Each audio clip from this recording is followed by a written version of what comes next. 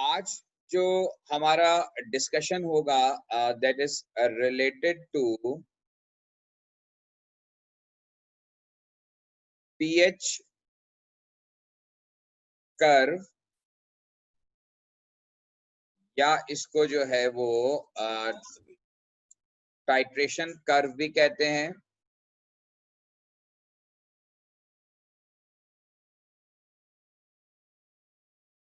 Basically ये pH curve और titration curve जो है ये हमें शो करता है, it shows a relationship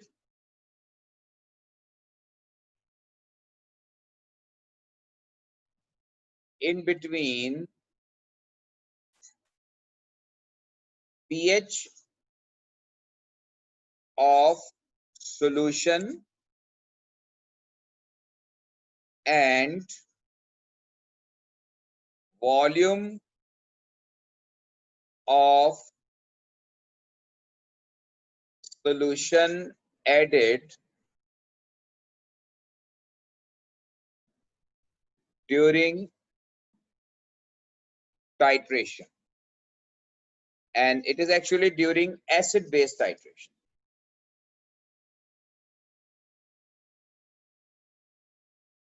pH curve और टाइट्रेशन कर्व जो है ये हमें शो करता है, it shows a relationship in between pH of solution and volume of solution added during acid base titration.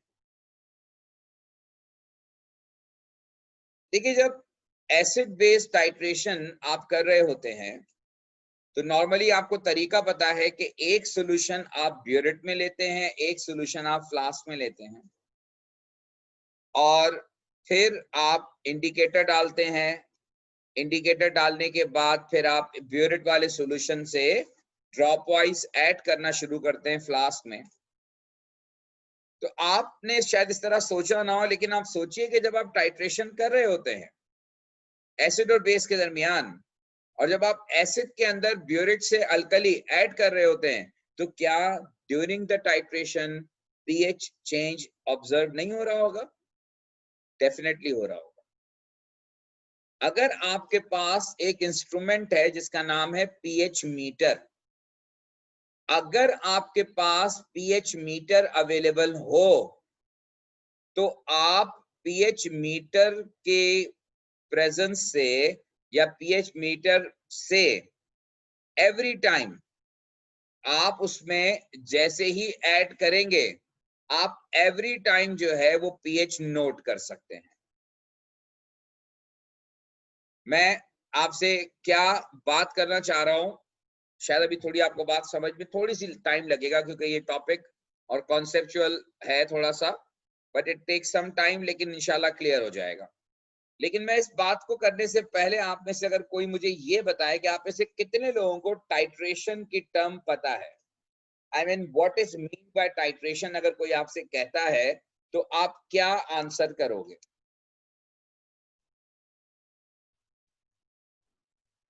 कोई भी आप में से स्टूडेंट जो अपना माइक अनम्यूट करे और आंसर करे कि what is mean by titration.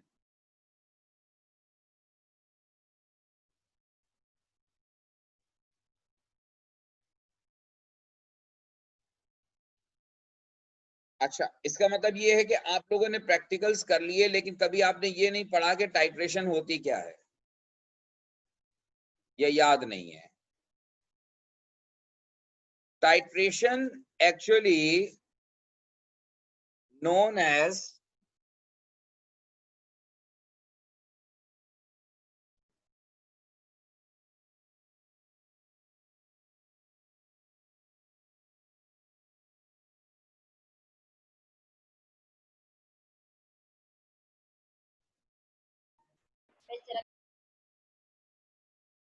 Titration is, अच्छा किसी ने आंसर किया, मैं जरा वो चेक कर लूं।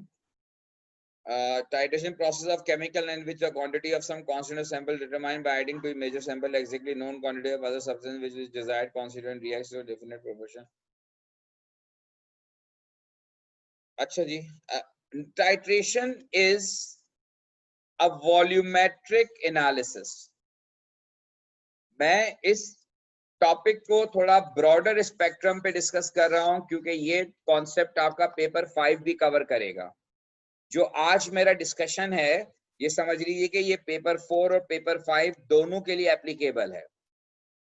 सो titration is a volumetric analysis. हम एनालिसिस जब लैब में करते हैं ना, दो तरह की होती है। एक को हम वॉल्यूमेट्रिक कहते हैं, एक को ग्रेविमेट्रिक कहते हैं।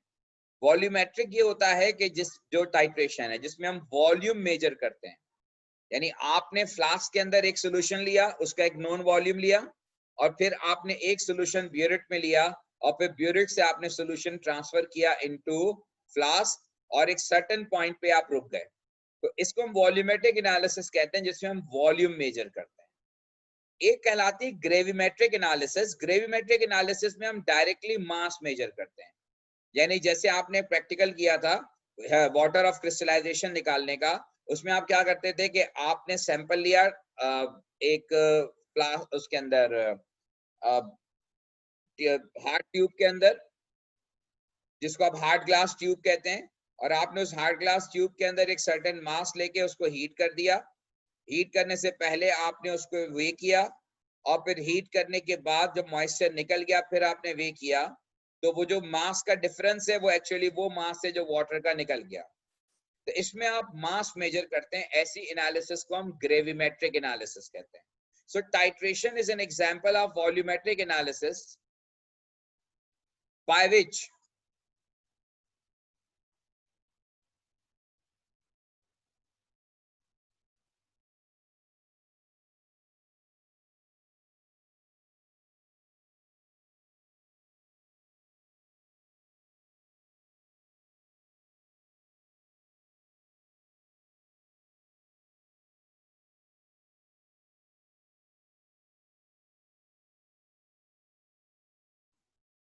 the titration is a volumetric analysis by which concentration of a solution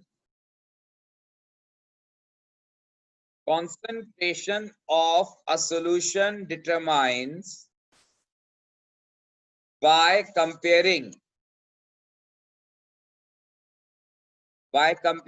its volume with the solution of known concentration,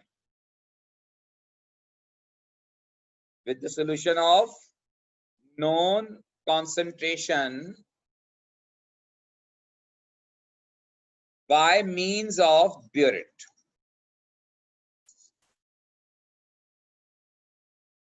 अगर आप टाइट्रेशन के प्रोसेस को रिकॉल करेंगे ना, तो ये बात आपकी समझ में आ जाएगी कि टाइट्रेशन में हम क्या करते हैं कि हम कॉन्सेंट्रेशन फाइंड आउट करते हैं एक सॉल्यूशन की by comparing its volume with the solution of non concentration.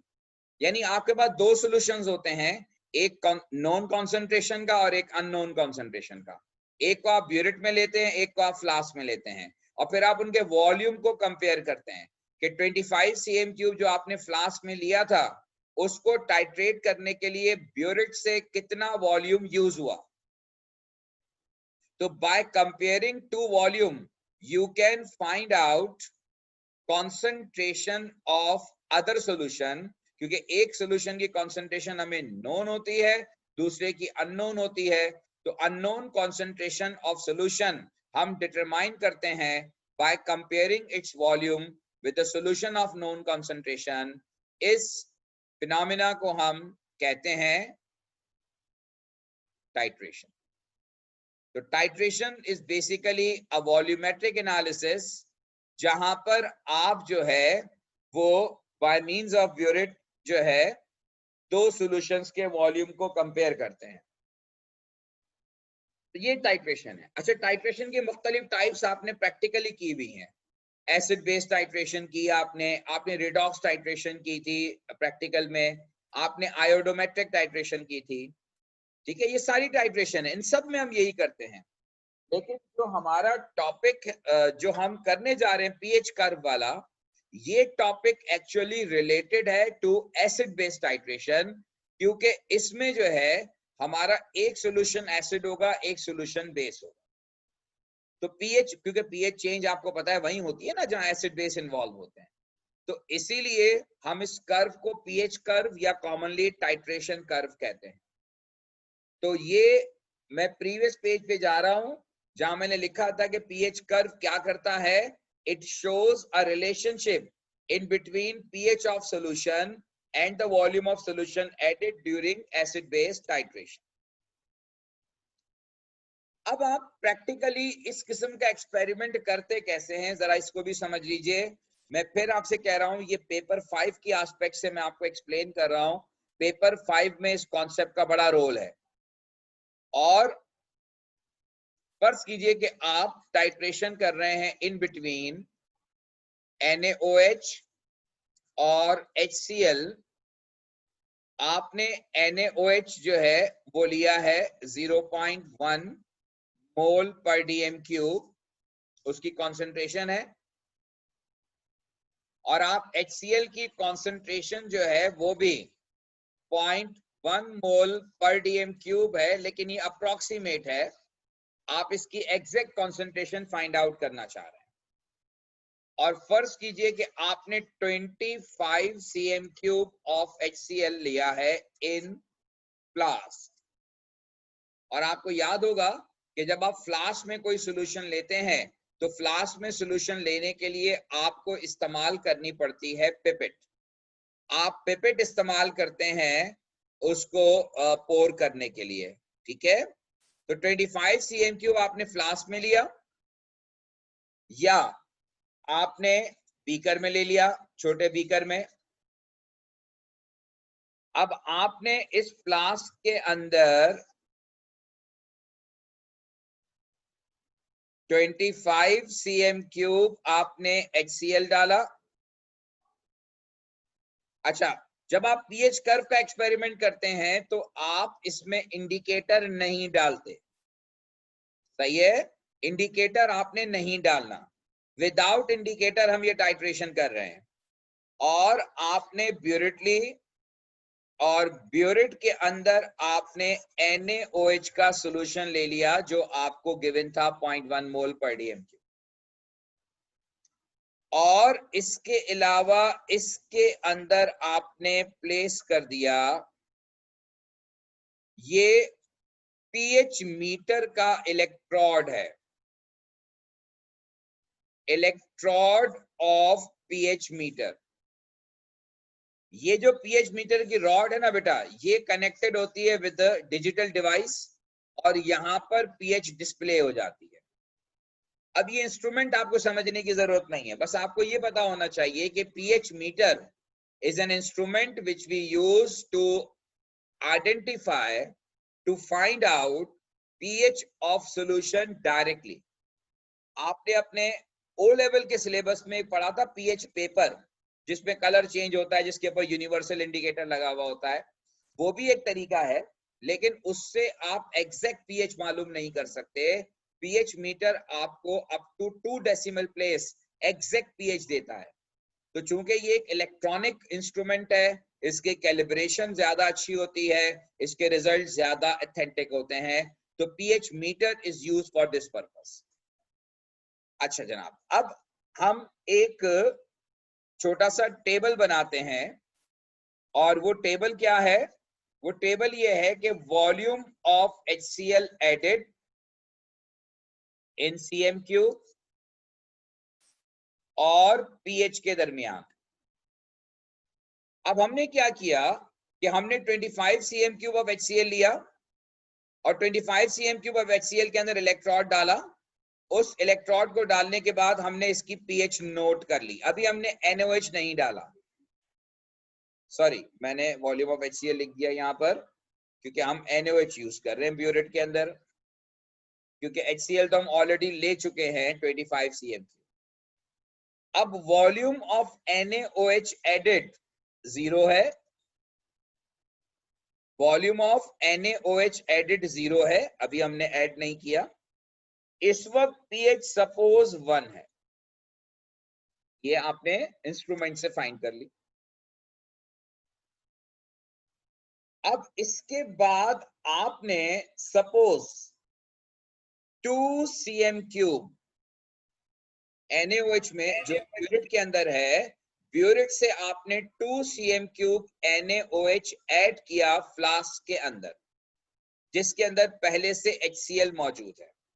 अब आप मुझे बताइए, आप क्या एक्सपेक्ट करते हैं कि क्या कोई pH चेंज आना चाहिए या नहीं आना चाहिए?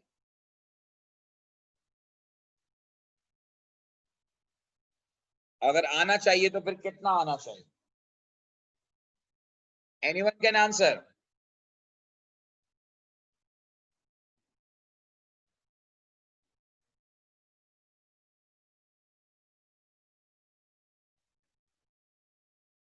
अच्छा, ये बात तो सबके समझ में आ गई ना, ये तो कोई क्वेश्चन नहीं है कि हम कर क्या रहे हैं। हमने HCl जो है बिल्कुल चेंज होगी, बिल्कुल ठीक है बेटा, यही बात पूछ रहा हूं कि डेफिनेटली जब आप HCl के अंदर NaOH डालेंगे तो पहले जितना HCl था, NaOH से रिएक्ट करने के बाद कुछ HCl का अमाउंट कम हो जाएगा और अल्टीमेटली pH वैल्यू जो है वो चेंज होगी, यानी कि pH वैल्यू इंक्रीज होगी। बिल्कुल ठीक बात है, pH वैल्यू इंक्रीज होगी। अब कोई आप में से प्रिडिक्ट कर सकता है कि pH वैल्यू कितनी होनी चाहिए आपके हिसाब से चेंज हो? ऐसी प्रिडिक्शन करनी है, जाहिर सी बात है आपको नहीं पता एग्जैक्ट वैल्यू क्या होनी चाहिए, बट यू जस्ट प्रिडिक्ट कि क्या वैल्यू होगी। आपका क्या ख्याल है? कोई रैंडमली वैल्यू जो भी आप सजेस्ट करना चाहें, फिर मैं बाद में जब ये आगे कैलकुलेशंस करवाऊंगा तो प्रूफ करूंगा कि वैल्यू क्या होती है। Yes, anyone can? आपने 25 के अंदर 2 cm³ NaOH डाला है अभी, इसका मतलब है कि अभी भी 23 cm³ HCl का बाकी है, और टोटल वॉल्यूम हारिस ने प्रेडिक्ट किया 3। Anyone can? बेटा पार्टिसिपेट नहीं करोगे तो चीजें जो है वो आपके लिए भी मुश्किल होंगी। अमार रजा ने कहा 1.5। आप देखें, जब तक आप क्लास को इंटरैक्टिव नहीं बनाएंगे आपको उतना इंटरेस्ट नहीं फील होगा क्लास के अंदर। जब तक आप अपनी क्यूरीज पे बात नहीं करेंगे आपको मसला हल नहीं होगा। नशरा ने कहा 1.5, इनकी प्रोडक्शन 1.5 है। अब एग्जैक्टली जो मैं आपको बताऊं वैल्यू होती है, इट इज ओनली अबाउट 1.08 या 1.07 के करीब होती। अब आप कहेंगे इतना कम चेंज आया? यस, इतना ही कम चेंज आता। और अब करेंगे क्या हम आगे, ये मैं आपको कैलकुलेशन से प्रूफ भी करूंगा। अभी आप इसके लिए फिक्रमंद ना हो कि मैंने ये क्या लिख दिया, 1.08 क्यों लिख दिया है। अच्छा, अब सिर्फ ये एक दफा नहीं करना, अब चूंकि हम एक्सपेरिमेंट कर रहे हैं, नेक्स्ट हमने मजीद इसमें 2 cm³ ऐड किया, यानी कि अब टोटल वॉल्यूम एडेड 4 हो गया, और फिर हमने pH मीटर से pH फाइंड आउट कर ली।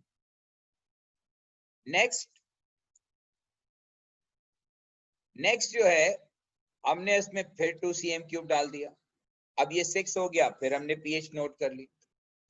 इस तरह हर मर्तबा हम 2 cm³ ऐड करेंगे और pH नोट करते जाएंगे। अब जरा सोचिए आप कि आप एसिड के अंदर अल्कली डालते जा रहे हैं, आपने इंडिकेटर नहीं डाला, आपको नहीं पता कि कलर चेंज कब आएगा, ना कोई इंडिकेटर है कि आपको कलर चेंज पता चल जाए। अब आप HCl के अंदर NaOH डाले जा रहे हैं, और NaOH डालने के बाद आहिस्ता आहिस्ता pH की वैल्यू इंक्रीज होती जा रही है। अब एक वक्त ऐसा आएगा, क्योंकि आपने इंडिकेटर नहीं डाला, एक वक्त ऐसा आएगा जब सॉल्यूशन के अंदर एसिड जो है वो बिल्कुल खत्म हो जाएगा। नहीं जी, परसेंटेज रेशियो लगा के इंक्रीज फाइंड नहीं कर सकते, उसके लिए हमें पूरी मोलर कैलकुलेशन करनी पड़ती है। अब मैं ये कह रहा था कि एसिड के अंदर आपने अल्कली डाल रहे हैं, अब अल्कली डालने से आहिस्ता आहिस्ता अल्कली का अमाउंट जो है वो अल्कली रिएक्ट कर रहा है एसिड से, और एसिड का अमाउंट कम होता जा रहा है। और फाइनली एक वक्त ऐसा आएगा कि जब सॉल्यूशन के अंदर एसिड बिल्कुल खत्म हो जाएगा और अल्कली का अमाउंट इंक्रीज हो जाएगा। तो आप सोचिए कि ये वो स्टेज होगा जहां पर पीएच अचानक एसिडिक से अल्कलाइन या बेसिक हो जाएगा। Got my point? और अगर आप मजीद उसमें अल्कली ऐड करें और ऐड करते जाएं अल्कली, तो फिर क्या होगा? पहले पीएच आहिस्ता आहिस्ता बढ़ेगी, फिर पीएच शार्पली इंक्रीज करेगी because solution turn from acidic to alkaline, और फिर जब आप इसमें मजीद अल्कली ऐड करेंगे तो फिर स्लोली पीएच बढ़ेगी क्योंकि सॉल्यूशन ऑलरेडी अल्कलाइन हो चुका होगा।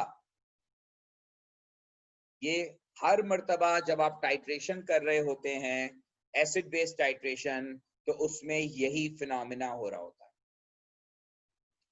अब पेपर 5 में क्या होता है, और ये सवाल पेपर 4 में भी आ सकता है कि एग्जामिनर आपको इस तरह का डेटा देगा in between volume of NaOH added और पीएच के दरमियान, और आपसे ग्राफ प्लॉट करवाएगा और फिर उस ग्राफ से एंड पॉइंट निकलवाएगा टाइट्रेशन का।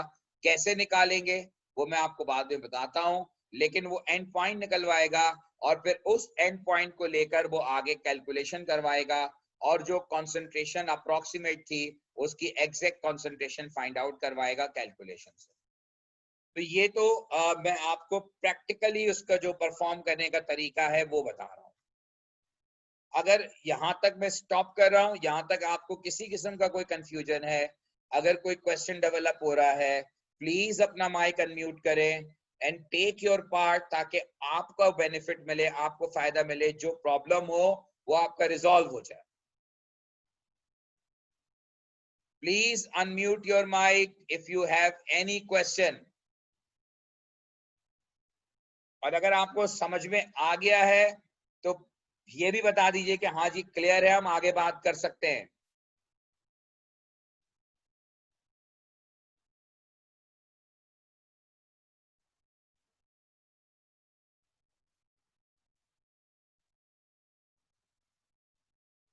राइट जी। अब हम क्या करते हैं, हम इसी डिस्कशन को हम उस ग्राफिकल फॉर्म में शो करते हैं जिसको मैंने पीएच कर्व या टाइट्रेशन कर्व का नाम दिया था। अब ये पीएच कर्व या टाइट्रेशन कर्व, जैसे मैंने कहा था कि ये एक कर्व या ग्राफ होता है in between pH, Y axis पर हम पीएच लेते हैं और एक्स एक्सिस पर हम वॉल्यूम ऑफ सॉल्यूशन एडेड लेते हैं। अभी जैसे इस मर्तबा अभी जो हम डिस्कशन कर रहे हैं, उस डिस्कशन में हमने वॉल्यूम ऑफ NaOH ऐड किया है। तो वो जी, volume of NaOH added in CMQ। ये पीएच है, ये 0 है, 0 का ये हाफ 7 और ये 14, ठीक है, वही 0 से 14 मैक्सिमम पीएच। और ये वॉल्यूम ऑफ NaOH एडेड, ये 5, 10, 15, 20, 25, 30, 35, 40 ये वॉल्यूम है। अच्छा, अभी हमने जब स्टार्ट किया था 0, तो आप प्रीवियस पेज पे देखें, उस वक्त मैंने कहा था कि pH 1 है, ठीक है। तो इसका मतलब ये हुआ कि हम स्टार्ट कर रहे हैं pH 1 से, तो हमारा ग्राफ स्टार्ट होगा pH 1 से और ये आहिस्ता आहिस्ता pH बढ़ना शुरू करेगी बिकॉज आप अल्कली ऐड करते जा रहे हैं। पीएच आहिस्ता आहिस्ता इंक्रीज करेगी एंड अराउंड, अब ये पॉइंट आपको नोट करना है, ये बड़ा इंपॉर्टेंट पॉइंट है क्योंकि आप जब भी कर्व बनाएंगे उसमें ये पॉइंट बहुत इंपॉर्टेंट है कि अराउंड 3.5, अराउंड पीएच 3.5, अराउंड 3.5 क्या होगा? ये 1 2 3 4 5 6, ये है 3.5 का पॉइंट, ठीक है। अराउंड 3.5 ये पीएच ग्रेजुअली इंक्रीज करती जाएगी और अराउंड 3.5 ये पीएच शार्पली इंक्रीज करेगी। ये पीएच शार्पली इंक्रीज करेगी जो कि इंडिकेट करता है, शार्प इंक्रीज इंडिकेट करता है कि सॉल्यूशन में एंड पॉइंट आ गया। भाई शार्प इंक्रीज क्यों हो रहा है? इसका मतलब है कि फ्लास्क के अंदर जो HCl था वो खत्म हो गया, अब NaOH यानी अल्कली का अमाउंट बढ़ गया। देखें एक बात सोचिए कि 0.1 मोल पर डीएम क्यूब NaOH है, 0.1 मोल पर डीएम क्यूब HCl है आपके पास। तो अगर आपने HCl 25 cm क्यूब लिया है तो NaOH के साथ एंड पॉइंट भी कितने पर आना चाहिए? अराउंड 25 आना चाहिए, क्योंकि दोनों की अगर कॉन्सेंट्रेशन सेम है, दोनों का रेशो सेम है, तो दोनों का वॉल्यूम यूज भी सेम आएगा। तो आपका जो एंड पॉइंट आना चाहिए वो अराउंड 25 आना चाहिए। आप 2 cm क्यूब ऐड कर रहे हैं तो पहले आप 24 ऐड करेंगे एंड देन आप 26 ऐड करेंगे, तो 24 पर अभी एसिड बाकी होगा और 26 पर एसिड खत्म हो चुका होगा और सॉल्यूशन अल्कलाइन हो चुका होगा। तो ये जो पीएच शार्पली इंक्रीज करती है, इसकी वजह ये होती है कि सॉल्यूशन एसिडिक से अल्कलाइन हो जाता है। और स्ट्रॉन्ग एसिड के केस में ये जो चेंज आता है it is at around pH 3.5। Exam में आपको ये कर्व स्केच करने के लिए आता है पेपर 4 में, तो ये कर्व आप कैसे स्केच करेंगे इसके लिए मैं पॉइंट्स बता रहा हूं कि अराउंड pH 3.5 फिक्स नहीं है। अराउंड का मतलब है थोड़ा बहुत ऊपर नीचे हो सकता है या अराउंड 4 भी हो सकता है। तो अराउंड pH 3.5 ये शार्पली इंक्रीज करेगा और फिर ये ग्राफ कहां तक पहुंचेगा? 9 10 11 12 13, ये अराउंड ये शार्पली इंक्रीज करके तकरीबन 10.5 तक चला जाएगा, 10.5 तक, और फिर उसके बाद दोबारा से ये स्मूथ हो जाएगा और it will reaches up to 13 14. This is a titration curve or pH curve whenever it is plotted in between NaOH and HCl. NaOH और HCl का मतलब ये है कि ये दोनों स्ट्रॉन्ग एसिड और स्ट्रॉन्ग बेस है। तो जब भी आप स्ट्रॉन्ग एसिड और स्ट्रॉन्ग बेस के दरमियान ये टाइट्रेशन कर्व बनाते हैं तो उस टाइट्रेशन कर्व की जो शक्ल है, जो स्केच है, वो इस तरह का होता है। और दूसरी इंपॉर्टेंट बात आपको मैं बताऊं कि जिस जगह पर ये पीएच शार्पली इंक्रीज करती है, अगर आप वहां से जो है एक परपेंडिकुलर ड्रॉ करें तो इस परपेंडिकुलर ड्रॉ करने पर जो वॉल्यूम आएगा that is known to be end point of titration. इसका मतलब ये हुआ कि आप जो है वो ग्राफ से एंड पॉइंट फाइंड आउट कर सकते हैं। यानी आप देखें हमने इंडिकेटर नहीं डाला, हमने इंडिकेटर यूज नहीं किया, लेकिन इंडिकेटर के बगैर एंड पॉइंट जो है हम फाइंड आउट कर सकते हैं। और उसकी एंड पॉइंट फाइंड आउट करने की वजह जो है वो ये है कि पीएच शार्पली इंक्रीज कर रही है। अब आपको पता है कि पीएच शार्पली इंक्रीज उस वक्त करती है कि जब सॉल्यूशन अचानक एसिडिक से अल्कलाइन या अल्कलाइन से एसिडिक हो रहा हो, तो पीएच जो है वो शार्पली इंक्रीज करेगी। होपफुली आपको मेरी बात समझ में आ गई होगी। इस कर्व को अगर किसी किस्म का कोई प्रॉब्लम है तो बताइए, ताकि इसको मैं फर्दर एक्सप्लेन करूं अगर आपको कोई सवाल करना है। स्ट्रॉन्ग एसिड अगर आपका होगा तो स्ट्रॉन्ग एसिड के केस में हमेशा जो शार्प इंक्रीज आएगा वो अराउंड 3.5 आएगा, और स्ट्रॉन्ग बेस के केस में जो मैंने ऊपर टर्निंग पॉइंट शो किया है, स्ट्रॉन्ग बेस के केस में इट विल बी अराउंड 10.5। ये दो टर्निंग पॉइंट आपको याद रखने हैं, क्योंकि कोई भी स्ट्रॉन्ग एसिड आएगा पेपर के अंदर, आपका जो शार्प इंक्रीज आएगा स्ट्रॉन्ग एसिड के केस में वो 3.5 पर आएगा, और स्ट्रॉन्ग बेस के केस में 10.5 पर आएगा।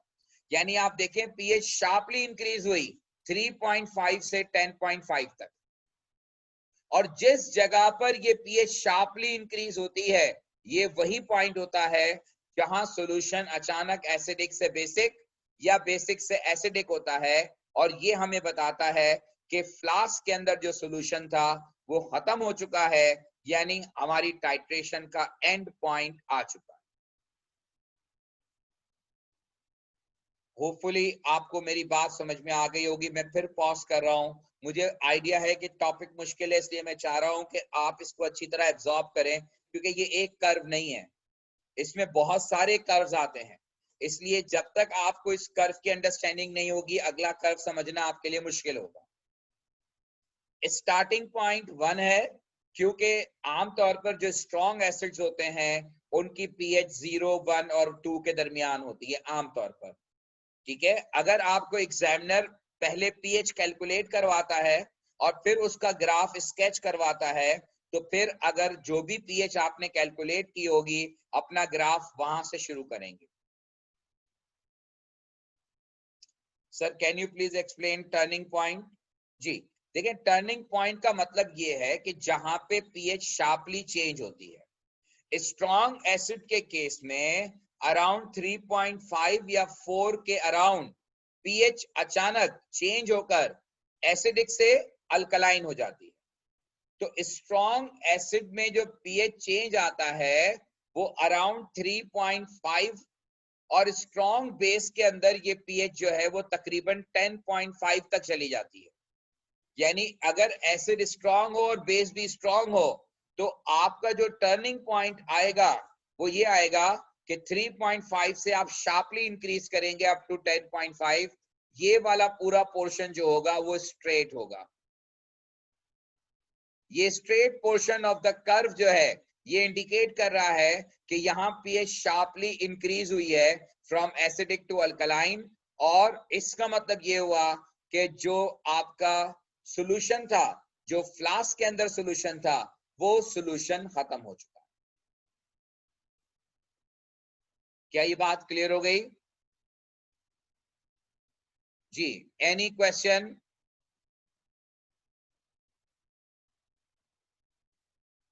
अच्छा, अब ये मैक्सिमम पीएच जैसे मैंने कहा कि इस केस में 13 तक जाएगी, और वो इस बात पे डिपेंड करता है कि आप जो स्ट्रॉन्ग बेस इस्तेमाल कर रहे हैं उसकी कॉन्सेंट्रेशन क्या है। हमने जो NaOH इस्तेमाल किया था उसकी कॉन्सेंट्रेशन थी 0.1 मोल पर डीएम क्यूब, और अगर आप 0.1 मोल पर डीएम क्यूब की पीएच कैलकुलेट करेंगे जो मैंने प्रीवियस लेक्चर में करवाई है, तो आप प्रीवियस में तो उसमें आपको पता चलेगा कि अगर NaOH की कॉन्सेंट्रेशन 0.1 मोल पर डीएम क्यूब है तो पीएच जो होगी वो 13 होगी। तो मैक्सिमम जो पीएच जा सकती है वो 13 तक जा सकती है। अगर आप NaOH डाले जाएं तो मैक्सिमम पीएच जो है वो 35 तक जा सकती है, सॉरी 13 तक जा सकती है, इससे ज्यादा नहीं। होपफुली आपको जो है वो मेरी बात समझ में आ गई होगी। अच्छा, एक बात और यहां देखिएगा आप कि अगर आप इस स्ट्रेट पोर्शन ऑफ कर्व को देखें, ये आपका स्ट्रेट पोर्शन है, और इस स्ट्रेट पोर्शन का जो एग्जैक्टली हाफ होता है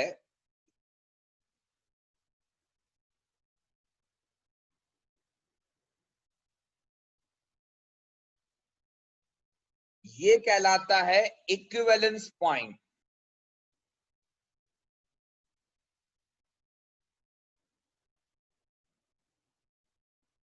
this is known as equivalence point.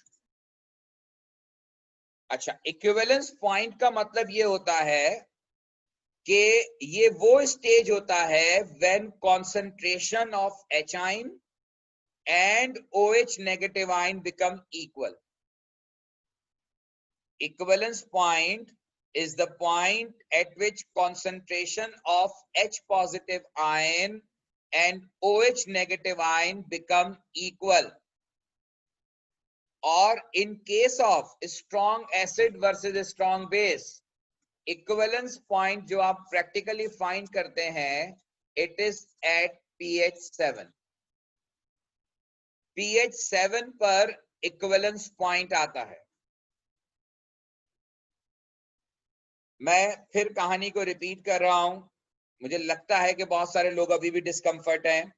देखिए मैं रिपीट कर रहा हूं, मैंने कहा सबसे पहले हमने फ्लास्क में HCl लिया 25 cm3, ब्यूरिट के अंदर हमने NaOH लिया और फिर हमने फ्लास्क के अंदर 2 cm³ एवरी टाइम ऐड किया और 2 cm³ ऑफ NaOH ऐड करने के बाद हमने हर मर्तबा pH को नोट किया और फिर हमारे पास जो pH वैल्यूज आई और जो वॉल्यूम ऑफ NaOH हमारे पास है, हमने उनके दरमियान ग्राफ प्लॉट किया।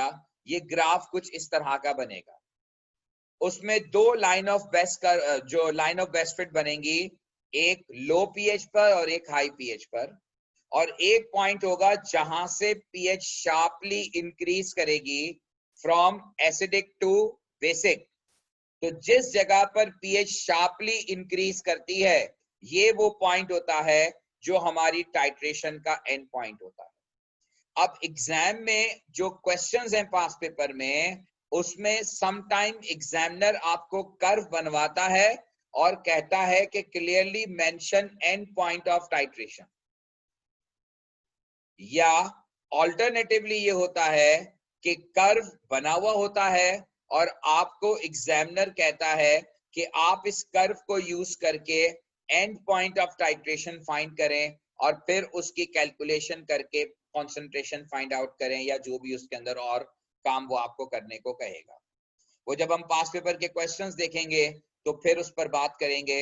आपको मैंने जो बातें बताई, एंड पॉइंट डिटेक्ट करना आना चाहिए, आपको कर्व स्केच करना आना चाहिए, आपको ये समझ आना चाहिए कि अगर आपको फर्ज करें, एक तीसरी टाइप का क्वेश्चन ये होता है कि एग्जामिनर आपको ये नहीं बताता कि ये स्ट्रॉन्ग एसिड है, स्ट्रॉन्ग बेस है, सिर्फ वो आपको एक कर्व स्केच करके देता है। आपको कैसे पता चलेगा कि यहाँ पर एसिड स्ट्रॉन्ग है?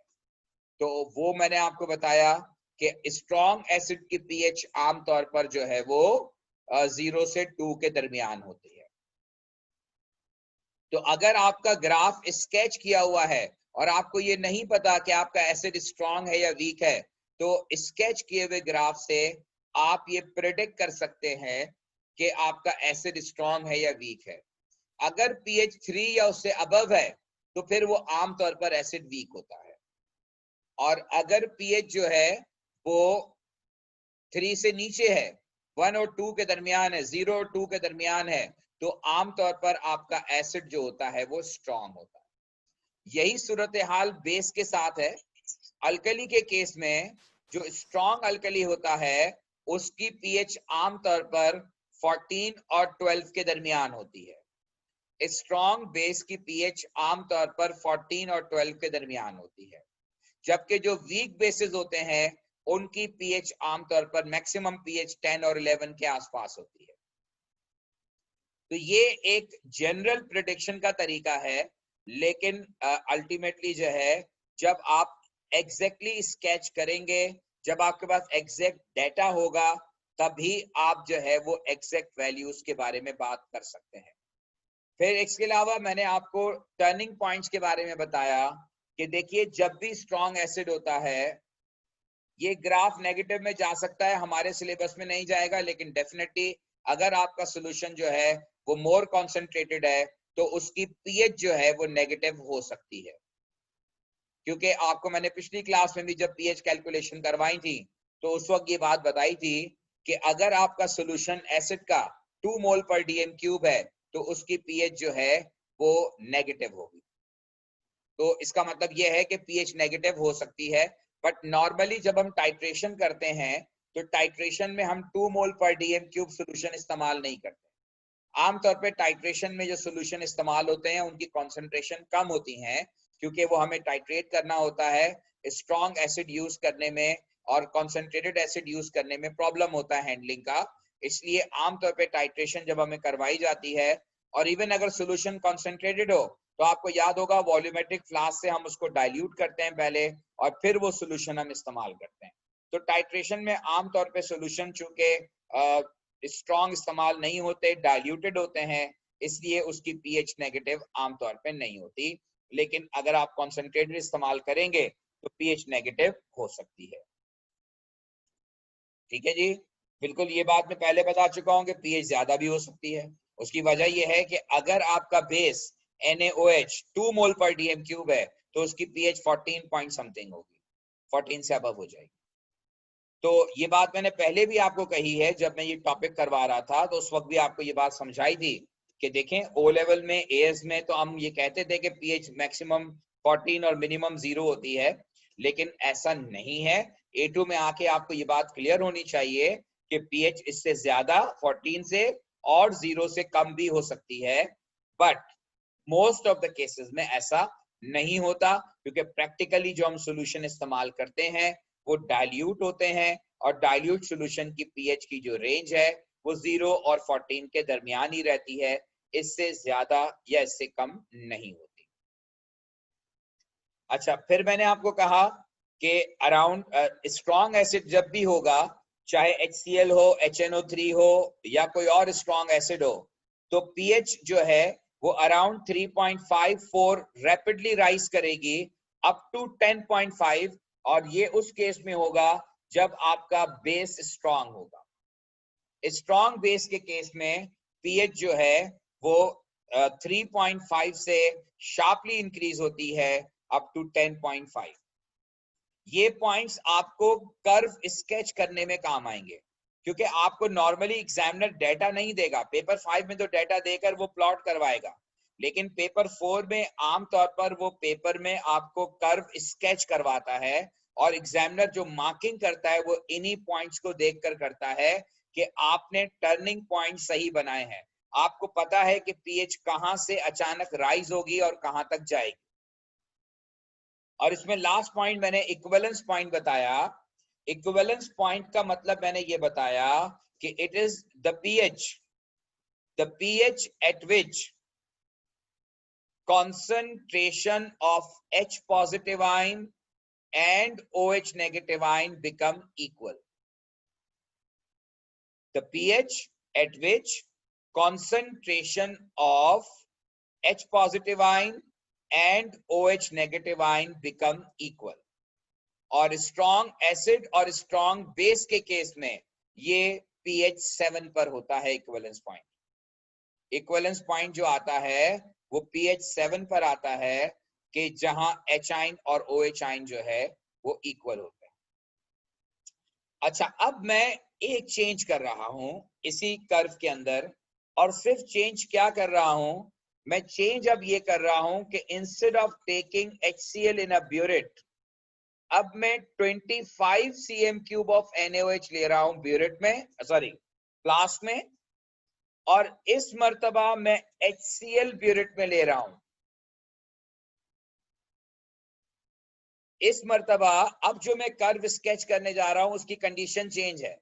सेम सॉल्यूशंस हैं NaOH और HCl के, सेम कॉन्सेंट्रेशंस हैं, लेकिन हम चेंज ये कर रहे हैं कि अब हम HCl को ब्यूरेट में ले रहे हैं और NaOH को फ्लास्क में ले रहे हैं। अब आप देखिए कि अब आपके कर्व का स्केच क्या होगा जब आप इस कंडीशन को फॉलो करेंगे।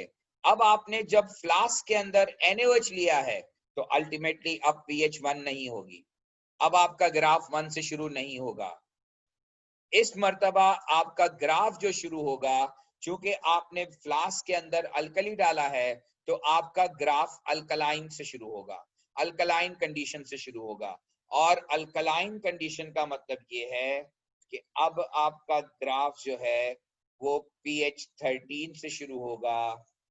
अब आप उसमें HCl डालते जा रहे हैं, pH कम होती जाएगी और वही अराउंड 10.5 अचानक pH शार्पली डिक्रीज करेगी।